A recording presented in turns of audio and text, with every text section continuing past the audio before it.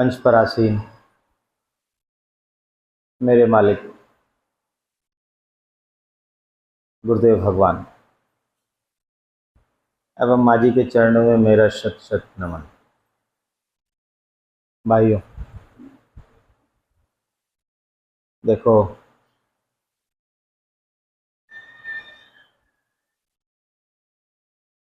मैं आज अपनी बात महात्मा गोस्वामी तुलसीदास जी की चौपाई से आरंभ करता हूँ। कारण ये है, जानते हम सब कुछ हैं, पर अनभिज्ञता से जीवन गुजारते हैं। मानस में आता है,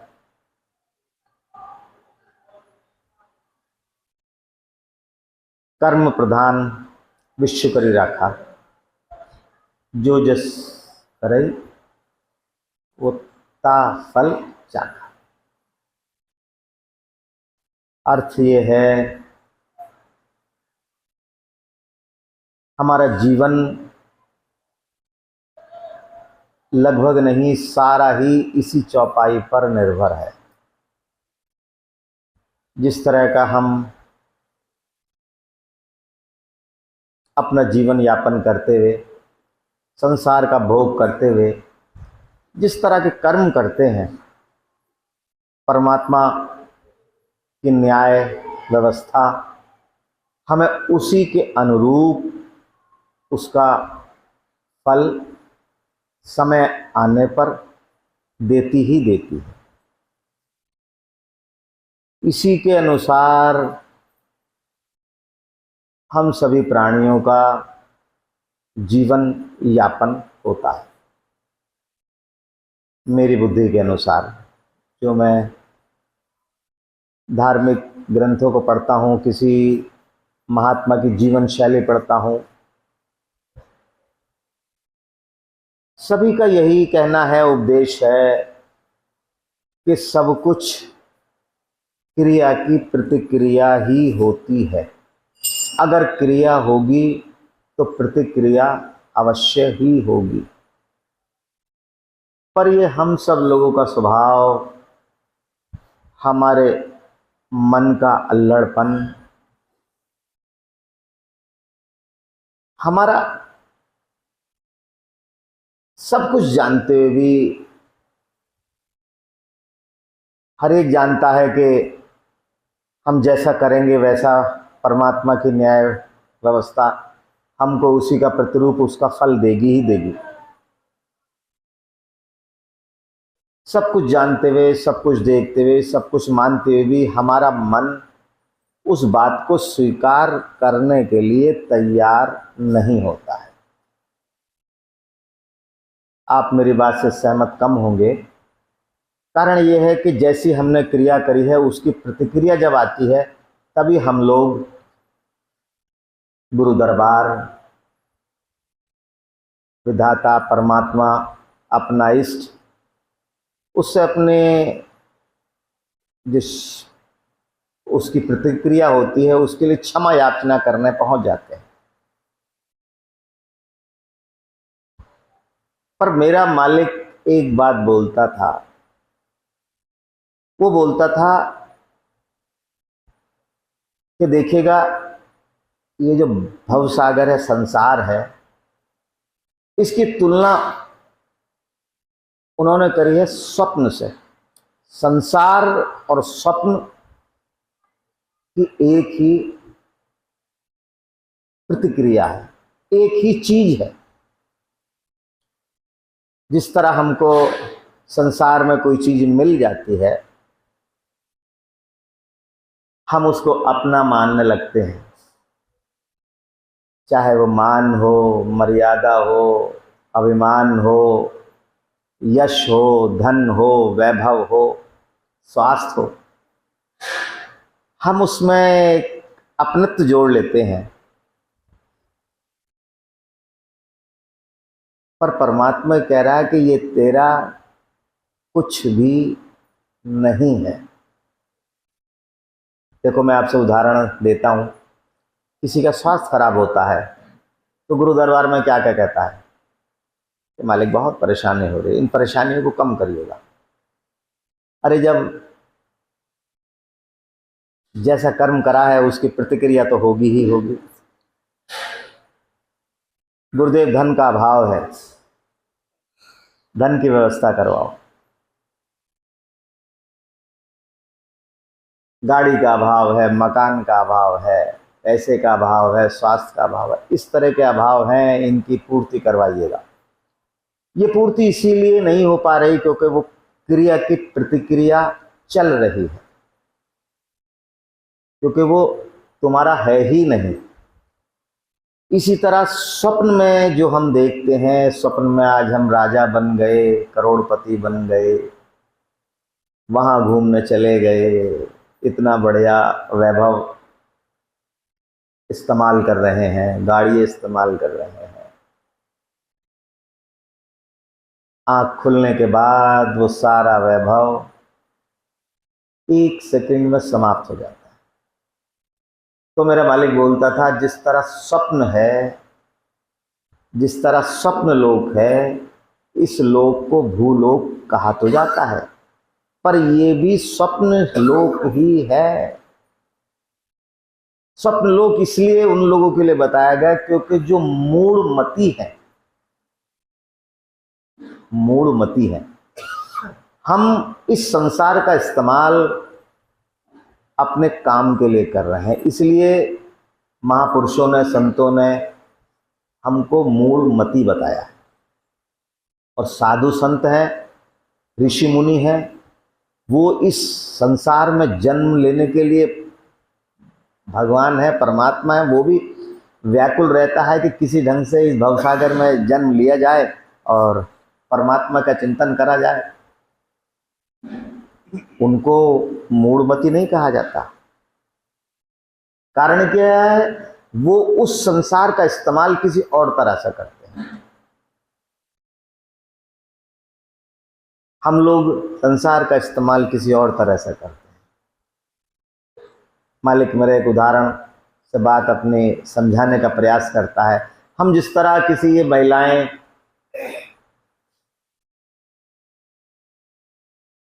खाना बनाने वाली, जो कैसे बनता है उसकी पुस्तक आती है, उस पुस्तक में सारे व्यंजन बनाने का तरीका लिखा हुआ है। सारे व्यंजन बन के लास्ट में सब बने हुए हैं। अगर कोई उस पुस्तक का पर्चा फाड़ के खा के कहे कि इसमें तो कोई स्वाद है ही नहीं, पर उस पुस्तक के उस पर्चे पर तो व्यंजन का नाम लिखा हुआ है, व्यंजन बन चुका है, पर उस पुस्तक के उस पर्चे का स्वाद कुछ है ही नहीं। क्यों? क्योंकि वो सब एक काल्पनिक है, सब एक भ्रम है। आपकी आंख खुलेंगी, आप देखोगे जहां था वही है। जिस तरह भौतिक जीवन में इस्तेमाल करने वाली जो परमात्मा का बना हुआ संसार है, इसीलिए कहा गया है कि ये परमात्मा की बनी हुई जो संसार है, जगत है, इसमें माया व्याप्त है। ये माया वही माया है जिसको हम सत्य समझ के जिसका उपभोग करते हैं। अब ये हमारे अपने बुद्धि के, विवेक के स्तर पर निर्भर करता है कि हम उस माया का किस तरह, कैसे उपयोग करते हैं। जो ज्ञानी होता है वो इसी संसार का भोग किसी और तरह से करता है, ऋषि मुनि किसी और तरह से करते हैं, महापुरुष किसी और तरह से करते हैं। जब परमात्मा ने इस धरा पर जन्म लिया तो उसने इसका, संसार का उपभोग किसी और तरह से करा, है ना। जो एक व्यसन करने वाला है, शराबी, वो इस संसार का उपभोग किसी और तरह से करता है। तो हम सब लोग निद्रा में जीवन गुजार रहे हैं, हम सब लोग अनभिज्ञता में जीवन गुजार रहे हैं।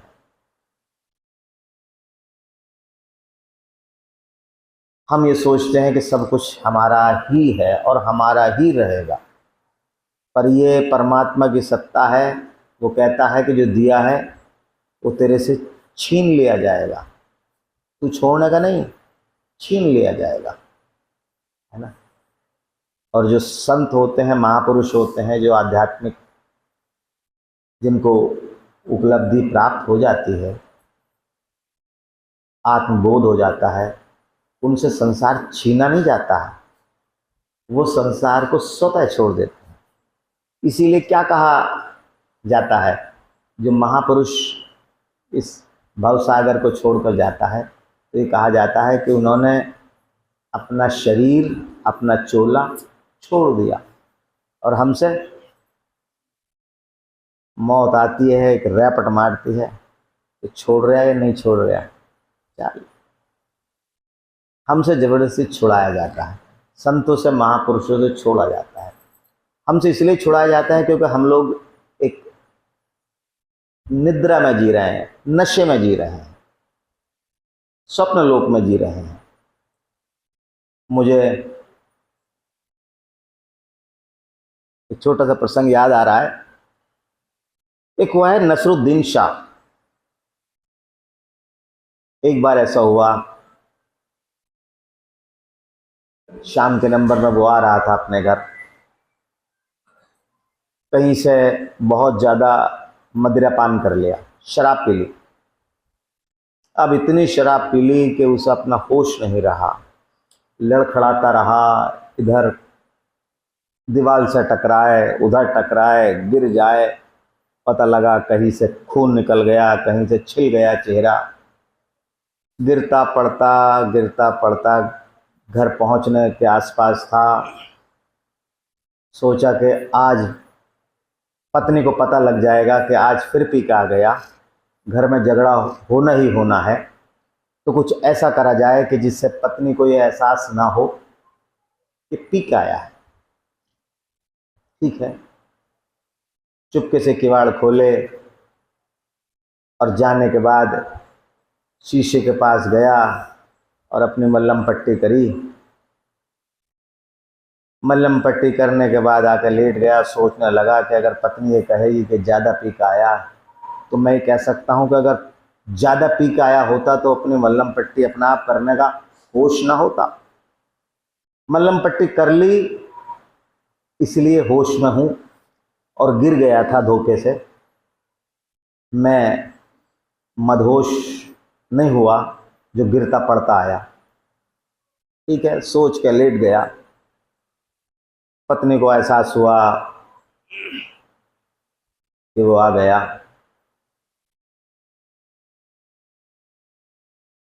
पत्नी बोली, आज फिर इतना पी के आए? बोले, गलत कह रही है, होश में हूँ, इसीलिए मल्लम पट्टी करी है। बोले, ये तो मुझे दिखाई दे रहा है मल्लम पट्टी करी है, आओ जरा मेरे साथ। हाथ पकड़ के ले गई शीशे के पास, तो देखा कि सारी मल्लम पट्टी शीशे पर कर दी।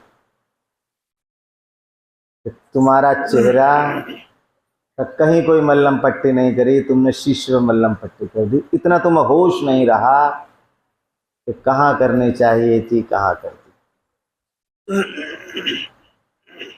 हम भी मल्लम पट्टी शीशे पर ही कर रहे हैं। हम भी वही सोचकर उसी मदहोशी में अपना जीवन गुजार रहे हैं। संत जन, महापुरुष, सदगुरु, आध्यात्म गुरु बार बार आपको शिक्षा देते हैं, बार बार आपको प्रेरणा देते हैं, बार बार आपको मानसिक और शारीरिक चोट प्रदान करते हैं, जिस तरह कुम्हार करता है कि आंख खोल के चल, गलती कर रहा है, ठोकर लगती है, गिरता है, गुरुदेव उठाते हैं, प्यार करते हैं, फिर कहते हैं चल। फिर हमारे अंदर बदलाव नहीं आता है, फिर ठोकर लगती है, फिर रोता है। इसी रोते रोते रोते रोते, उठाते उठाते जीवन समाप्त हो जाता है। और हम लोगों को लगता है कि हमारा यही जीवन है। आप ये समझो, क्या सुबह होना, शाम होना, सूरज निकलना, हमें कमाने जाना, क्या हमारे लिए यही संसार है? हमारा यही संसार है? आपका यही संसार है, दूसरे का दूसरा संसार है, पर परमात्मा का बना हुआ संसार तो एक है। हम अलग अलग काम करने वालों के लिए हमारा अलग अलग संसार है। कहते हैं ना, कहते भाई तेरी तो दुनिया यही है, बस आया गया, खाया पिया, बस तेरा संसार यही है। पर वास्तव में ऐसा कुछ भी नहीं है। ये सब हमारा नशे में जीवन गुजारने का तरीका है। हमारा असली संसार हमारे भीतर है, हमारे भीतर है। देखो, हम स्वप्न देखते हैं और हम इस संसार को देखते हैं। इस संसार को हम इस भौतिक जो शरीर दिया है उसके नेत्र चक्षु से देखते हैं। सुख का आनंद, सुख का अनुभव करते हैं, आनंद का अनुभव करते हैं। और स्वप्न को हम भीतर के सूक्ष्म शरीर जो है उसके नेत्र चक्षु से देखते हैं। उसका भी हम उसी तरह आनंद लेते हैं जिस तरह हम भौतिक जो शरीर से इस संसार का आनंद लेते हैं। जिस तरह हम लोग सो जाते हैं, ये संसार हमारे लिए बिल्कुल हट जाता है। आप सो गए, आपको कुछ नहीं पता। क्या कहते हैं? सोया हुआ आदमी मरे हुए के समान है। क्यों मरे हुए के समान बताया पता है? क्योंकि उसको इस संसार का कोई भ्रम, कोई ज्ञान कुछ नहीं रहता है। फिर संसार दूसरा शुरू होता है, स्वप्न लोक वाला। फिर ये बंद होकर वो चैप्टर खुल जाता है। जिस तरह आंख बंद करने के बाद ये संसार दिखना बंद हो जाता है, स्वप्न लोक का संसार दिखना शुरू हो जाता है। इसी तरह स्वप्न लोक का संसार शुरू होते के साथ ही ये भौतिक संसार समाप्त हो जाता है। परमात्मा कहता है कि दोनों ही स्वप्न हैं। मैं जागृत अवस्था का स्वप्न तो इसलिए नहीं कह सकता क्योंकि हम लोग जागृत अवस्था में नहीं है। जागृत अवस्था के तो और ही लक्षण होते हैं।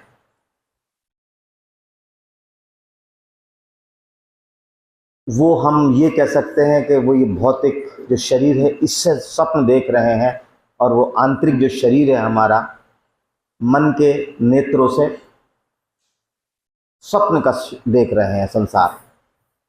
और दोनों काल्पनिक है।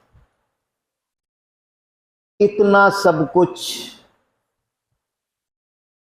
इतना ज्ञान हम सब लोगों के पास उपलब्ध है और हम सब लोग सब पूर्ण ज्ञानी हैं। पर वास्तविकता ये है कि हम आज भी निद्रा के जीवन अपना गुजार रहे हैं। हम लोग चेतना की अवस्था में आना ही नहीं चाह रहे हैं। कारण यह है कि चेतना की अवस्था आने से पहले हमको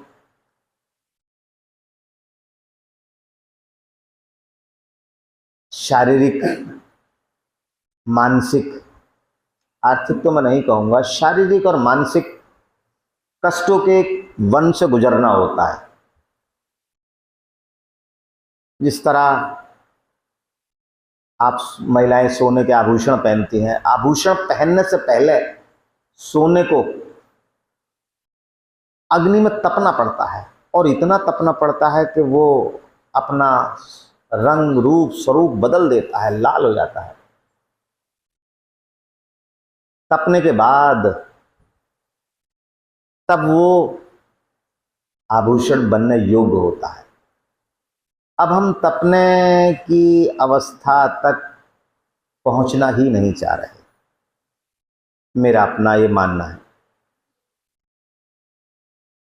सब कुछ ज्ञान होने के बाद भी हम लोग इस समझने को तैयार ही नहीं। देखो, ये प्रसंग मेरे मालिक ने बोला, मुझे बहुत बहुत पसंद है, मैं शायद एक दो बार सुना भी चुका हूं। एक महात्मा, आध्यात्मिक ऋषि कहा जाए, किसी वन क्षेत्र से गुजरने के बाद किसी बस्ती से गुजर रहे थे। रात हो गई, शाम हो गई। वहीं आसपास कहीं अपना पेड़ के नीचे रुक गए। कहते हैं उस नगर का राजा को पता लगा कोई संत पास से गुजर रहे हैं।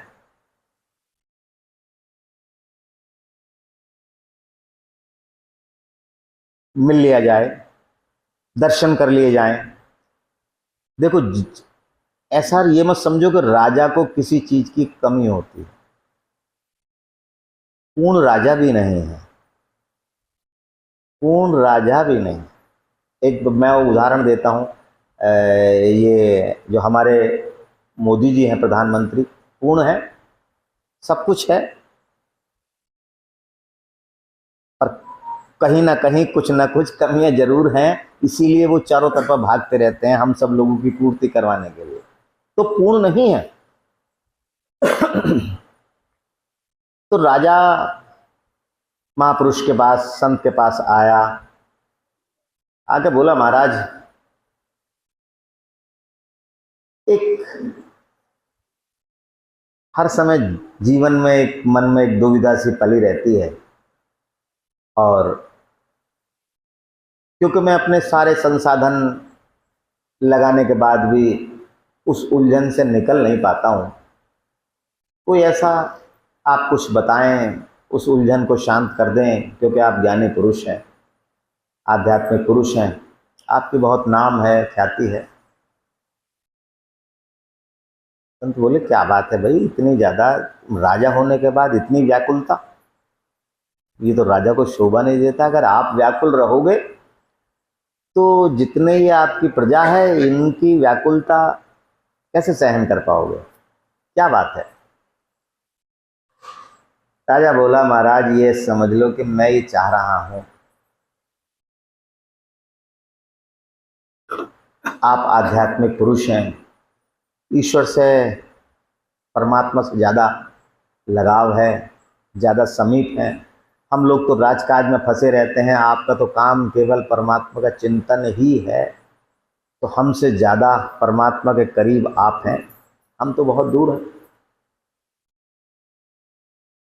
और मेरा इच्छा है कि मैं परमात्मा से मिलना चाहता हूँ, क्या संभव है? तो संत बोले, अरे यार, हमारा तो काम ही परमात्मा से रोज मिलना मिलाना है। तेरा काम जो सारी जो प्रजा है उनका पालन पोषण करना है, हमारा तो परमात्मा से लेना देना है। हमारा तो रोज उससे मिलना, उठना, बैठना, बातचीत करना है।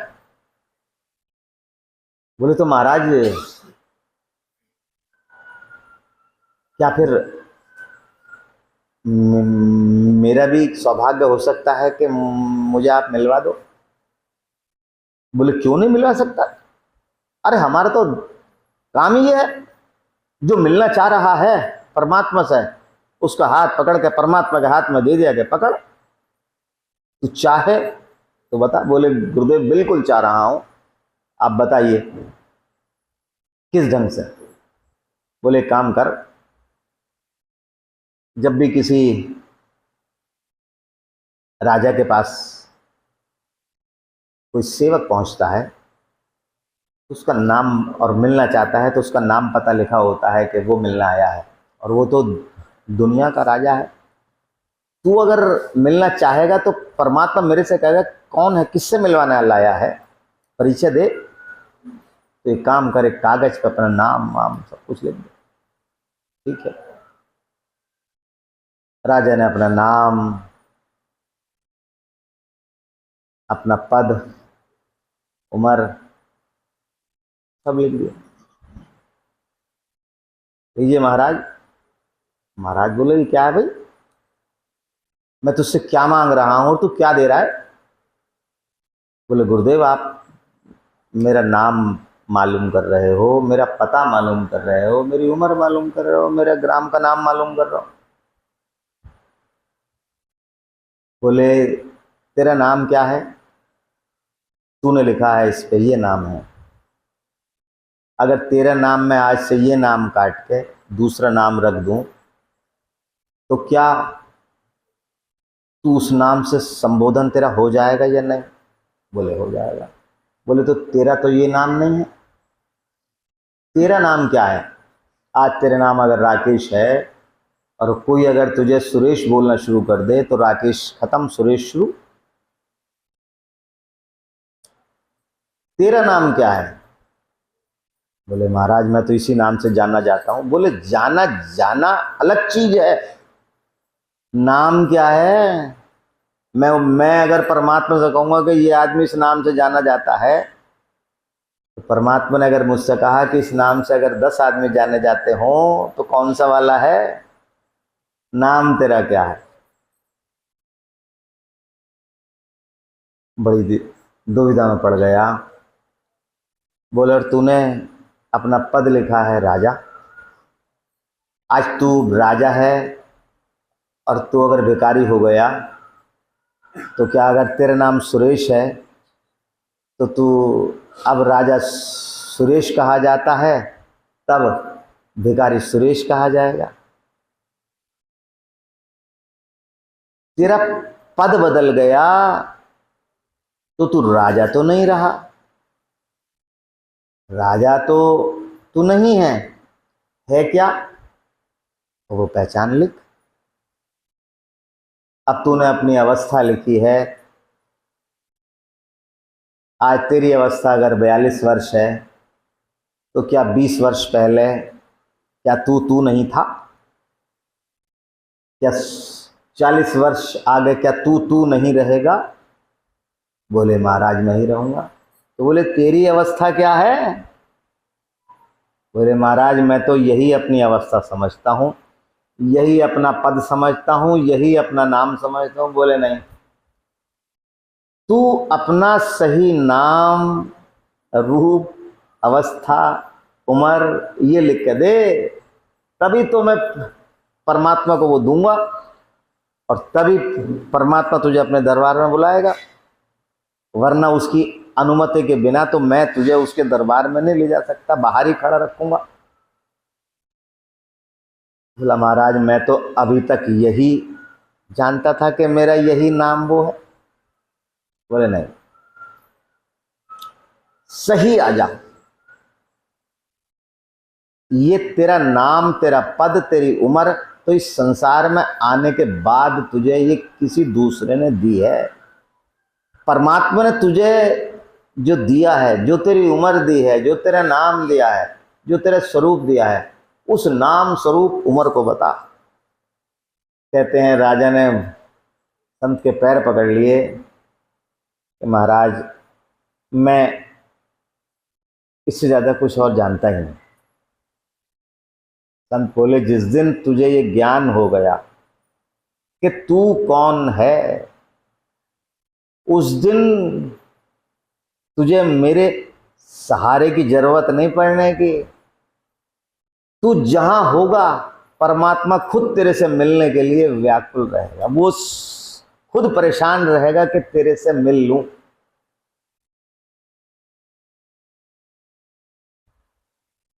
देखो वास्तव में मैं आपके लिए तो नहीं कहता, ये बात मैं अपने पर अप्लाई करता हूं। हमारा यही स्वभाव है। आज मैं आपसे बताता हूं, पता नहीं मेरे हजारों जन्म हुए होंगे, कितने हुए होंगे, कितनी अवस्था रही होगी, कितने और होने हैं, यह क्या होना है, मैं कौन हूं, इस चीज का भान होने, इस चीज को कहा गया है, एक शब्द आता है आत्मज्ञानी। हम सभी लोग जानते हैं। आत्मज्ञानी का अर्थ ही यही है कि आपको अपना बोध हो जाए, आत्मबोध हो जाए। कहते हैं ना, आत्मचिंतन तो करो, आत्मा के बारे में चिंतन तो करो। पर ये शब्द जितने आसान सुनने में लगते हैं, क्योंकि हम लोग, मैं फिर वही कह रहा हूं, हम लोग मूढ़मती हैं। जितने हम लोगों को सुनने में लगते हैं उतना ही कठिन उसका उपभोग करने में लगते हैं, उसका अनुसरण करने में लगते हैं। ये सब कुछ आत्मबोध होने के बाद, आत्मचिंतन होने के बाद, क्या आपको लगता है कि हमें परमात्मा को पुकारने की जरूरत पड़ेगी? हम लोग केवल एक ही बात कहेंगे कि गुरुदेव, जो कष्ट परेशानी लिखी है, जिसका निस्तारण हम इस संसार में रह कर रहे हैं, उन्हें जल्दी कर दो, उसका निस्तारण जल्दी कर दो। और देखिए, मेरी बुद्धि के अनुसार एक बात और भी है, क्योंकि ऋणबंदी संसार है। जब तक हमारा लेना देना इस संसार में बना रहेगा, तभी तक ये शरीर में हम रहेंगे। जिस दिन हमारा लेना देना समाप्त हो गया, आप किसी से उधार ले लो, उधार लेने के बाद आपने उसका दे दिया, मूल ब्याज व्याज सब कुछ दे दिया, तो क्या आपका वो खाता रखता है? फाड़ के फेंक दे। आप भी क्या कहते हो, भाई फाड़ दिए, देख ले, हिसाब साफ हो गया तेरा मेरा। वो कहता लो जी बाबूजी, तुम्हारे सामने फाड़ दिया, है ना। इसका मतलब क्या हुआ? फिर वो उसके बही खाते में, उसके लेजर में नहीं रहेगा। हम भी जब तक परमात्मा का दिया हुआ प्रारब्ध के अनुसार हमको ये सुख दुख भोग रहे हैं, देखो, सुख भोगते हुए तो आदमी को आनंद आता है, और कष्ट भोगते हुए आदमी बिलबिलाता है। जिस तरह सुख मीठा है, उसी तरह दुख भी मीठा है ना। और मैं एक बात अपने मन से नहीं, अपनी बुद्धि के अनुसार, अपने अनुभव से कहता हूं, जितना परमात्मा हमारे नजदीक, गुरुदेव जितना हमारे नजदीक, हमारे कष्टों के समय में रहते हैं, सुख में बहुत दूर रहते हैं। और सुख में हम गुरुदेव को याद भी नहीं करते। वास्तविकता है, गुरुदेव को जब हम याद करते हैं, परमात्मा को जब हम याद करते हैं, वो केवल समय, केवल केवल कष्टों का ही होता है। और जितने कष्ट होते हैं उतनी ही मन से बिलबिलाहट निकलती है, उतना ही मन से याद करते हैं ईश्वर को, परमात्मा को, गुरुदेव को, उतना ही परमात्मा हमारे नजदीक होता है। आप ये कभी आजमा कर देख लेना, सुख में आपको याद ही नहीं आएगी, और दुख में केवल परमात्मा ही याद आएगा, दूसरा कोई आएगा ही नहीं। एक प्लस है, एक माइनस है ना।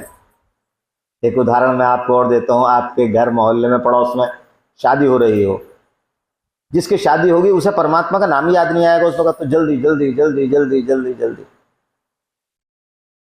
और अगर कोई कष्ट का समय आ गया, पता लग रहा है, कोई ये पाठ करने बैठ गया, कोई ये पाठ करने बैठ गया, कोई परमात्मा का चिंतन करने बैठ गया, कोई आराधना करने बैठ गया, है ना।